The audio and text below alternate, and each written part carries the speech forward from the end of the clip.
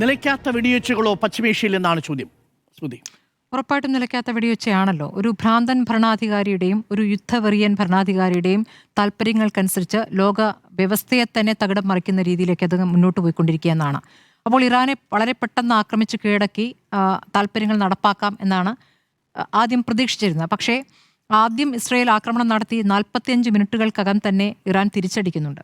അങ്ങനെ തിരിച്ചടിക്കുമ്പോൾ 3 തരത്തിലാണ് ഇറാൻ അത് പ്ലാൻ ചെയ്തത്. ഇസ്രയേലിന് തിരിച്ചടി നൽകിയിരിക്കുന്നത്, ആദ്യം ഇസ്രയേലിന് തിരിച്ചടി നൽകുന്നു, പിന്നെ ഗൾഫ് മേഖലയിൽ അമേരിക്കയുടെ വ്യോമ കേന്ദ്രങ്ങൾ ആക്രമിക്കുന്നു, അടുത്താണ് ഹോർമൂസ് കടലെടുക്ക്.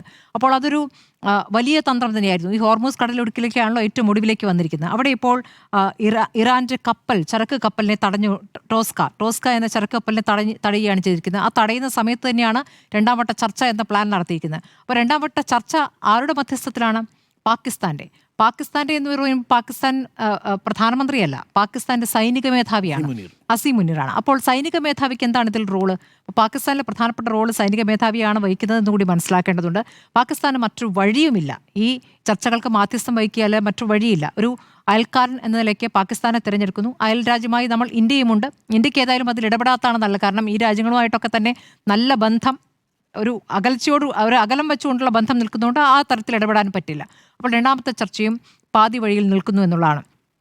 ചർച്ച നടക്കാനുള്ള സാധ്യതകൾ എത്രത്തോളമാണ്? ചർച്ച നടന്നാൽ തന്നെ മുന്നോട്ട് പോകാനുള്ള സാധ്യത എത്രത്തോളമാണ്? അമേരിക്കൻ പ്രസിഡന്റ് ഇന്ന് പറയുന്നതാണോ നാളെ പറയുക? ഒരു കാര്യത്തിലും ഒരു വാചകത്തിന് പോലും വ്യവസ്ഥയില്ല, പറയുന്നതിൽ ഒരു ഉറപ്പില്ല.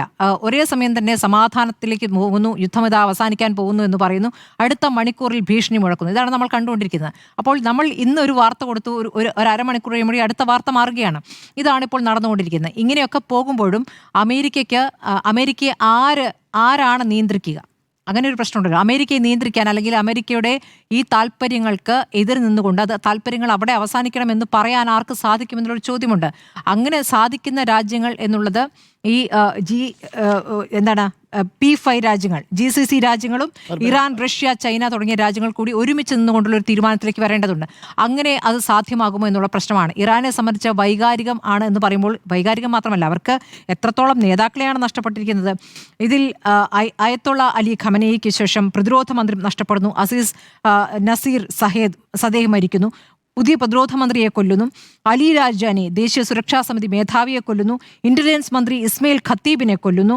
IRGCയുടെ കമാൻഡന്റ് മുഹമ്മദ് പക്പോറിനെ കൊല്ലുന്നു. പ്രതിരോധ കൗൺസിൽ സെക്രട്ടറി അലി ഷംഖാനിയെ കൊല്ലുന്നു.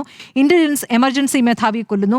ഖമനേയിയുടെ മിലിറ്ററി ഓഫീസ് മേധാവിയെ കൊല്ലുന്നു. ഈ തരത്തിൽ നഷ്ടമുണ്ടാകുമ്പോഴും തിരിച്ചും നല്ല രീതിയിൽ അവരുടെ യുദ്ധവിമാനങ്ങളൊക്കെ ആക്രമിച്ചിടുകയും ഈ പറയുന്ന വ്യോമത്താവളങ്ങൾ ആക്രമിക്കുകയും, ചില വ്യോമത്താവളങ്ങളൊന്നും ഇനി നേരെയാക്കാൻ പറ്റാത്ത രീതിയിൽ തന്നെ തകർത്തിട്ടുണ്ട് ഇറാൻ.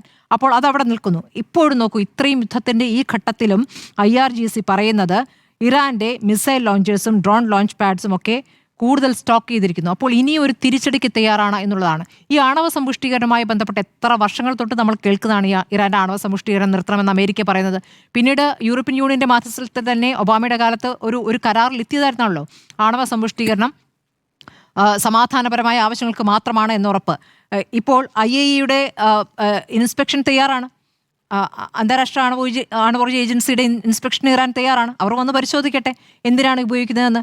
ആ പരിശോധനകൾക്കപ്പുറം എന്താണ് ഇവർ ആഗ്രഹിക്കുന്നത്? അപ്പോൾ എങ്ങനെയെങ്കിലും ഇറാൻ്റെ സ്വത്ത് എന്ന് പറയുന്നത് എണ്ണയാണല്ലോ.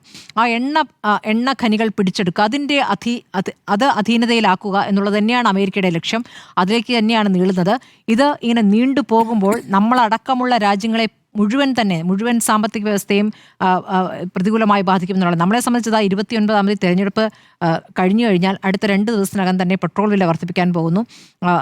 പിന്നെ പാചകവാതകത്തിൻ്റെ പ്രതിസന്ധി തുടരുകയും ചെയ്തു, വില വർദ്ധിപ്പിക്കുകയും ചെയ്യും. ഇതാണ് നമ്മുടെ മുന്നിലിരിക്കുന്ന കാര്യം. അത് മാത്രമല്ലല്ലോ, അതിനോട് ചേർന്ന് നിൽക്കുന്ന ഏതൊക്കെ മേഖലകളിലായിരിക്കും. ഇപ്പോൾ തന്നെ നമ്മൾ പറയുന്നില്ല, ഇവിടുന്ന് അന്യസംസ്ഥാന തൊഴിലാളികൾ ഇവിടെ നാട് വിടുന്നു എന്ന് പറയുന്നതിനൊപ്പം തന്നെ ആ തരത്തിൽ ഓരോരോ കാര്യങ്ങളിലായി നമ്മളെ ബാധിക്കും. നമ്മുടെ ദൈനംദിന ജീവിതത്തെ തന്നെ ബാധിക്കുന്ന രീതിയിൽ ഈ യുദ്ധം മാറാൻ പോവുകയാണ്. അമേരിക്കയും നേരത്തെ ഡോക്ടർ അരുൺ പറഞ്ഞ പോലെ അമേരിക്കയും വലിയ രീതിയിൽ ബാധിച്ചിട്ടുണ്ട്.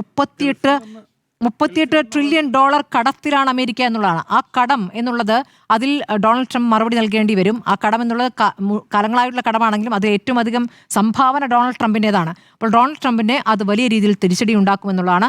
അങ്ങനെ സ്വന്തം രാജ്യത്തിൽ നിന്നുള്ള തിരിച്ചടിയിൽ നിന്ന് മാത്രമായിരിക്കാം ഒരു പക്ഷേ ഒരു ഒരു ഒരു എന്താണ് മറു ചിന്തയിലേക്ക് അമേരിക്ക വരാൻ സാധ്യത എന്നുള്ളതാണ്. അതല്ലാതെ മറ്റു രാജ്യങ്ങൾ മാധ്യസ്ഥം വഹിക്കുന്നു, അല്ലെങ്കിൽ ചർച്ചകൾക്ക് ഈജിപ്റ്റ് അടക്കം ഇടനില നിൽക്കുന്നൊക്കെയുണ്ട്. പക്ഷേ അത് എത്രത്തോളം ഫലവത്താകും എന്നുള്ളത് പറയാൻ കഴിയില്ല. ഒരു ഭ്രാന്തൻ ഭരണാധികാരി കാരണം ലോകം മുഴുവൻ ബുദ്ധിമുട്ടിലാകുന്ന സാഹചര്യമാണ് ഇപ്പോൾ ഉള്ളത്. അതെ, കൗതുകകരമായ കാര്യമേ ഈ നേരത്തെ സ്മൃതി പറഞ്ഞപ്പോൾ ഈ ആണവ നിരായുധീകരണം വേണമെന്ന് അമേരിക്ക പറയുമ്പോൾ അമേരിക്കയുടെ കയ്യിൽ 3700 ആണവ പോർമുനകളുണ്ട്. അമേരിക്ക അതെ, ഇസ്രയേലും അതെ. ഇസ്രായേലിലാണെങ്കിൽ ഇതേപോലെ നിയമത്തിന്റെ കണ്ണു വെട്ടിച്ച് ആയുധം പൂഴ്ത്തി വെച്ചിട്ടാണ് പറയുന്നത് നീ ആയുധം ഉണ്ടാക്കരുത്. ഇതാണ് അവസ്ഥ.